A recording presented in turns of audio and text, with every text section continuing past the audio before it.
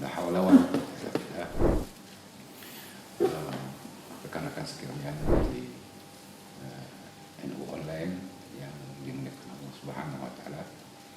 Alhamdulillah berkesempatan pada siang hari ini saya dapat bertemu dengan rekan-rekan di Semarang mengenai kisah atau cerita perjalanan saya sebagai kalau saya ini orang yang berkhidmah dengan ilmu saja dan juga hanya sekedar berkhidmah kepada ulama. Saya orang bukan siapa-siapa. Perjalanan saya ketika ketemu dengan Syekhina Syekh Muhammad Yasin bin Muhammad Isa Al-Fadlani itu di tahun 76, ketika saya pertama kali masuk ke Mekah dalam usia 16 tahun setelah saya belajar di pondok pesantren di Jawa Timur, itu pondok pesantren Wali Songo. Kemudian waktu itu saya bercita-cita ingin belajar di Mesir, kan tetapi qadarullah sesuai dengan arahan Kiai Abdul Razak Ma'mun ketika itu untuk belajar di Mekah, sehingga saya mengikuti arahan-arahan beliau. Nah, disitulah mulai saya masuk di sekolah Darul Ulum pada tahun 1976 sampai selesai. Kemudian karena ketika Kiai Abdul Razak Ma'mun yang juga merupakan murid daripada Hadratus Syekh Hasyim Asy'ari, beliau menitipkan saya dan juga kepada para murid-muridnya untuk berkhidmat kepada Syekh Yasin ketika itu. Nah, masuklah saya di Darul Ulum dan beberapa teman-teman yang sudah selesai di Gontor ketika itu dia masuk di Ummul Qura. Kemudian selama perjalanan sekian tahun, kurang lebih 8 tahun bersama-sama Syekh Muhammad Yasin bin Muhammad Isa Al-Fadlani Al-Makki, saya membantu untuk mentaswid, memindahkan tulisan tangan beliau. Kemudian saya susun dengan beberapa teman-teman saya ketika itu juga banyak dari Jakarta, dari Jawa Tengah, dari Jawa Timur. Yang saya masih ingat itu Kiai Zakwan Abdul Hamid Ad-Dari yang ayahnya muridnya dan anaknya juga muridnya Syekh Yasin yang sekarang masih hidup, dan juga salah seorang khatib itu ada Kiai Ali Masyadi yang menjadi khatibnya Habib Lutfi sekarang ini. Nah, beliau juga aktif di samping beberapa masyayikh seperti Kiai Damanhuri, Kiai Mukhtaruddin Palembang, dan juga Kiai Syekh Husni Tamrin dan lain-lainnya. Nah, mulai dah dengan membantu beliau untuk mentaswid, kemudian menulis, menyalin dari redaksi karangan beliau itu yang alhamdulillah cukup banyak, sehingga dengan demikian dapat di orbit, dicetak di dalam ilmu-ilmu riwayat, itu khususnya dalam ilmu riwayat tarjim, kemudian ijazah dan sebagainya. Alhamdulillah beliau itu memberikan semacam satu support kepada anak-anak muridnya untuk memulai kembali ketika ilmu riwayat itu sudah dianggap nyaris hilang dari peredaran. Di tahun 1401 itu saya masih ingat, beliau itu 1401 Hijriah. 1401 Hijriah, beliau mengumpulkan semua pelajar-pelajar yang ada di sekolah Darul Ulum dengan beserta para guru-gurunya itu untuk menghidupkan riwayat hadis musalsalah. Itu hampir setiap malam Rabu, malam Rabu beliau adakan majlis di bulan Ramadan. Jadi selama bulan Ramadan itu kita 1 tahun dia membuat majlis itu, sehingga banyak para masyayikh yang ikut, yang diantaranya Syekh Muhammad Alawi, Al-Maliki, Syekh Abdullah Lahji, kemudian Syekh Ismail Zain Yaman, itu mereka juga hadir di dalam majlis tersebut, dan beberapa para ulama dari Yaman seperti Syekh Iwad Mankis, mereka juga sempat datang dan hadir di dalam majlis tersebut untuk mengambil riwayat daripada hadis al-musalsalah. Ya, Syekh Yasin yang selalu memberikan motivasi di dalam menghidupkan kembali ilmu riwayat itu kepada para muridnya, khususnya yang memang sudah mau pulang ke Indonesia, agar supaya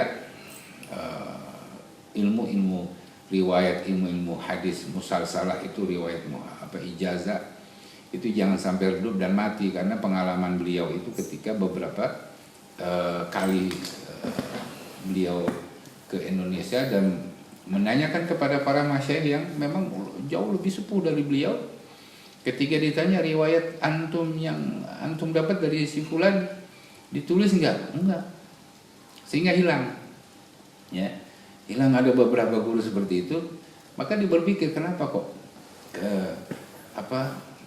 sebenarnya ketika si syekh tadi yang ditanya itu dia bisa menulis, ya, silsilah dari riwayat itu sangat luar biasa.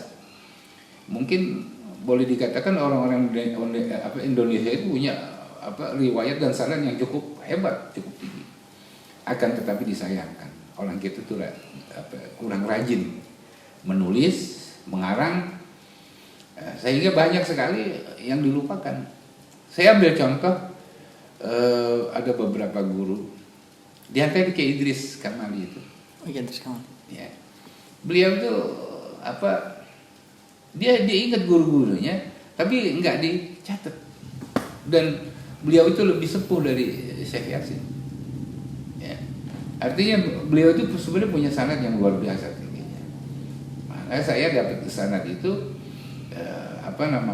yang pernah diijazahkan oleh Kiai Idris kepada muridnya, yaitu Kiai Abdul Hai Naim Jakarta. Nah, itu dulu waktu di Tebu Ireng beliau belajar, kemudian sampai benar-benar sekian lama itu, tahunan mereka itu beliau itu mulazamah dengan Kiai Idris, dan sampai di Mekah Kiai Idris itu mengajar dengan orang-orang Indonesia, termasuk saya itu kurang lebih 6 tahun dengan beliau, dengan Kiai Idris.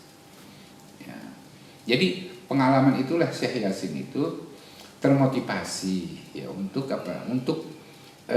menghidupkan, kemudian mengabadikan daripada ilmu-ilmu riwayat tersebut agar jangan sampai punah, ya, kepada generasi-generasi yang akan datang. Nah, itu jadi inilah diantara tugas-tugas kami itu dari orang-orang yang diberikan amanah oleh Syekh Yasin, dan juga kepada guru-guru yang lain seperti Sayyid Abdullah bin Muhammad Siddiq Al-Humani Maghribi pun demikian. Karena beliau itu juga ada perhatian apa yang dilakukan oleh Syekh Yasin untuk menghidupkan kembali ilmu riwayat, ya, yang setelah di zamannya Al-Imam Murtada Zabidi itu benar-benar turun, ya. Nggak seberapa lah gitu, ya, penggeliat di dalam penyebaran ilmu riwayat. Nah, setelah 2 tahun saya di Darul Ulum itu mulai, ya, saya mau masuk ke ke rumahnya Syekh, waktu itu masih di Utaibiyah. Sering datang, walaupun terkadang sehari saya nggak baca sama sekali, hanya ya nanya, ngobrol. Ya, kemudian ketika saya menemukan beberapa makhtutat atau manuskrip Syekh Yasin itu yang kelihatannya sangat sudah hampir ya, itu rusak. Nah, itu baru terpikir untuk kita itu memulai agar supaya jangan sampai manuskripnya ini hilang. Nah, itu kemudian kumpullah beberapa syekh, diantaranya Syekh Mukhtar Palembang, Kiai Damanhuri. Nah, kemudian karena dia nggak kurang begitu enak ya kan dengan Syekh Yasin untuk bicara. Ini anak-anak muda nih yang baru-baru yang disuruh agar supaya diberikan kesempatan untuk menyalin manuskrip itu sehingga nanti bisa dicetak. Tapi itu makan waktu lama. Itu hampir 1 tahun ya kita katakanlah mendoro kepada Syekh Yasin, itu nggak dikasih. Tapi alhamdulillah karena kita itu ikhlas dan benar-benar ingin sekali agar supaya kitab-kitabnya Syekh itu bisa dicetak dan bisa diambil faedahnya oleh para thalabah baik yang ada ketika itu ada di Mekah dan juga di Indonesia. Nah, itu tujuan waktu itu saya punya pemikiran sehingga alhamdulillah bisa dipercaya ya oleh Syekh Yasin untuk mentaswid kitab-kitabnya, dan alhamdulillah cukup banyak waktu itu yang kita taswid kitab-kitab Syekh Yasin, lebih dari 10 kitab yang sehingga bisa masuk dalam percetakan, dan alhamdulillah itu intisyar sekarang udah cukup meluas ya, dan udah ada di internet sekarang, orang bisa download. Kitab apa saja ini? Kitab-kitabnya banyak seperti sanad Sabat Al-Kuzbari, Sabat itu banyak Matma'ul Wujudan, kemudian Al-Iqdus Samin. Al-Iqdus Samin itu? Al-Iqdus Samin itu termasuk. Kemudian Ar-Raudul Fa'ih fi Ijazah Syekh Riyadul Malih. Kemudian ijazahnya Syekh Iwad Al-Mankis itu juga dulu dari hasil kerjasama kita dengan rekan-rekan untuk mentaswid manuskripnya Syekh, dan itu alhamdulillah tercetak semua. Itu berarti Kiai termasuk pelaku masa-masa pertama Syekh Yasin mencetak karya-karyanya begitu. Iya. Nah, itu karena memang dari awal Syekh Yasin itu kan waktu itu dia hanya nulis saja. Ya. Nulis saja. Nah, kalau nulis terus nanti siapa yang cetak? Nah, ini kan harus ada yang berani untuk mengemukakan bahwa dicetak biar kita bisa memanfaatkan kitab. Tapi nggak gampang, nggak segampang apa yang saya pikirkan. Karena orang yang lebih senior tuh nggak berani ngomong. Nah, barulah saya anak-anak yang agak nakal-nakalan gitu dikit.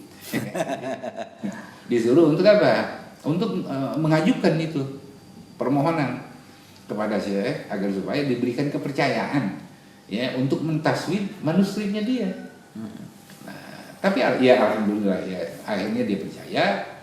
Kemudian kita semua orang yang ketika itu hadir dalam pengajiannya diberikan kepercayaan dan menjadilah seperti Bughyatul Murid. Nah, itu Bughyatul Murid juga diantaranya sudah sudah ditaswid oleh beberapa muridnya. Ya saya, ya Ki Zakwan, ya Ustaz Dusturi, Kiai Ali Mas'adi, kemudian Syekh Husni Tamrin, semuanya tuh dikasih. Kadang-kadang ada yang dikasih cuma 1 lembar, ada yang 2 lembar gitu. Jadi satu kitab itu dikredit, enggak semua. Jadi bagi-bagi, makanya tulisan itu beda-beda dalam satu buku, gitu. Enggak semuanya sama kan? Seperti Musalsalah Al-Ujalah dulu itu pertama kali Kiai Damanhuri itu, dan dicetaknya juga cetak fotokopi Al-Ujalah. Nah, barulah ketika Syekh Said Mamduh ya dia kemudian ditartibkan lagi, dicetak dengan cetakan yang cukup bagus di Darul Basyair kalau nggak salah itu. Jadi beberapa manuskrip ya alhamdulillah sudah boleh dikatakan sudah orbit gitu ya kita. Kalau Syekh Yasin itu sampai dikatakan Musnidud Dunia itu gimana? Ya ketika Said Abdullah bin Muhammad Siddiq Al-Ghumari datang ke Mekah ketemu dengan Syekh Yasin, itu kan terkenal. Sebelumnya itu kan ada Syekh Rafiq Tahtawi, orang yang memiliki syuyukh yang luar biasa, begitu banyak. Itu Mekah? Enggak, di Mesir. Di Mesir. Syekh Rafiqah di Mesir. Iya. Nah, Syekh Yasin ini kan orang yang nggak mau blow up lah gitu ya. Humul. Nah, Said Abdullah itu sudah sangat tahu sekali ya bobotnya Syekh Yasin melalui anak muridnya yang bernama Dr. Said Mamduh itu. Karena sama-sama waktu itu saya juga bersama-sama Dr. Said Mamduh itu mulazamah kepada Syekh Yasin. Dan dia banyak menurunkan beberapa manuskripnya sehingga dia bisa mencetak ya karya-karya Syekh Yasin juga. Ya, yang diantaranya itu Al-Qasi Wadani, sahabatnya Syekh Yasin itu. Kemudian Al-Ujal termasuk di Ahadits Musalsalah. Yang tertib itu yang menyusun itu termasuk siapa? Dr. Said Mamduh. Dan sebelumnya karena beliau itu dulu tinggal sama-sama sama Syekh, dia nyewa di lantai 3 kalau nggak salah. Jadi dia samping dia ngajar juga di Darul Ulum, ketika itu dia juga mulazamah di ngaji ya, di tempatnya Syekh. Jadi dengan hubungan inilah informasi-informasi tentang Syekh Yasin itu masuk ke telinganya Said Abdullah, kemudian dikirimkan kitab-kitabnya Syekh Yasin ke Syekh Abdullah, sehingga begitu dia datang kita bikin majelis, beberapa ulama-ulama besar waktu itu datang. Jadi yang mendeklar itu siapa? Syekh Abdullah. Oh, awalnya yang mendeklar Musnidud Dunia itu Syekh Abdullah. Makanya dikatakan dulu gelar kan Musnidul Asr, tapi ditambahin bal Musnidud Dunia. Karena memang itu sudah melebihi daripada kapasitas yang dimiliki oleh Syekh Rafiq Tahtawi. Gitu. Jadi Syekh Yasin itu memiliki masyayikh yang nggak kurang dari 700 masyayikh. Berarti kan nggak jauh beda lah sama siapa? Sama Jalal As-Suyuti. Kan gitu kan? Bahkan di atas kan Jalal As-Suyuti. Tapi konon Syekh Yasin mengatakan mali kitabun illa wali sanadun muttasil lam alfi. Itu gimana ceritanya? Di sinilah ya ilmu riwayat dimulai dari Syekh Yasin itu, karena memang beliau itu orang yang sangat ihtimam dengan riwayat-riwayat ijazah dan sebagainya. Dan dia bukan hanya sekedar ngambil tuh, ya. Di samping dia memang sudah menguasai ilmunya. Kalau sekarang kan hunter sanad. Jadi kalau ada sana-sana dia mau pergi sana cuma ngambil tok gitu tok. Kalau beliau memang orang sudah mutamakin di dalam ilmu tersebut dan tahu sekali bagaimana silsilah ya dari ilmu yang didapati, kemudian silsilah dari riwayatnya itu sampai kepada katakanlah mualif nih ya, pengarang kitab itu. Nah, itu untuk mengabadikan ya ilmu, untuk mengabadikan daripada ilmu sanad itu. Ya, sangat dia tuh begitu luar biasa gitu ya, terobsesi yang sangat luar biasa, sehingga beliau itu boleh dikatakan orang yang paling komplit, karena semua kitabul asbat melainkan Syekh Yasin itu pasti nyambung ya, ratusan kitab asbat itu. Dan insya Allah bantu saya, doanya juga saya akan nanti menyatukan riwayat-riwayat Syekh Yasin agar supaya nanti kedepannya orang tuh nggak capek lah gitu ya. Jadi yang di Al-Iqdus Tsamin itu sendiri itu sebenarnya belum. Dari representasi Syekh Yasin belum sepenuhnya di situ. Belum semua, masih banyak, masih puluhan lagi kitab beliau itu.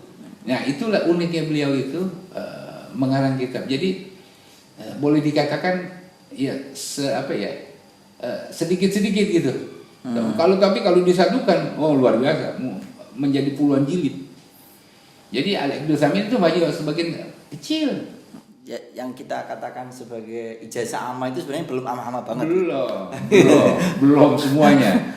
Karena dia itu yang besar itu ada namanya kitabnya apa? Bughyatul Murid. Bughyatul Murid.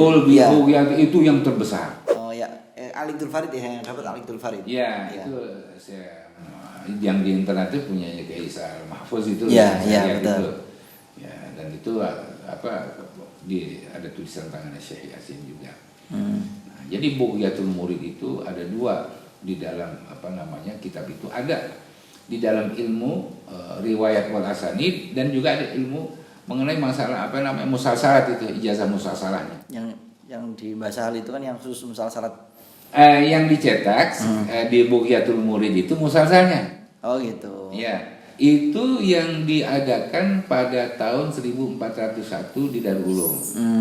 Jadi yang diorbit dari Bughyatul Murid cuman gitu hadis musalsalnya. Riwayat dan sanadnya belum semua. Tapi kalau Syekh Yasin waktu mendapatkan itu kan sudah mutamakin dulu. Iya. Tapi kenapa di bawahnya Syekh Yasin itu ya banyak yang mendapatkan ya bil munawalah gitu saja kan. Iya.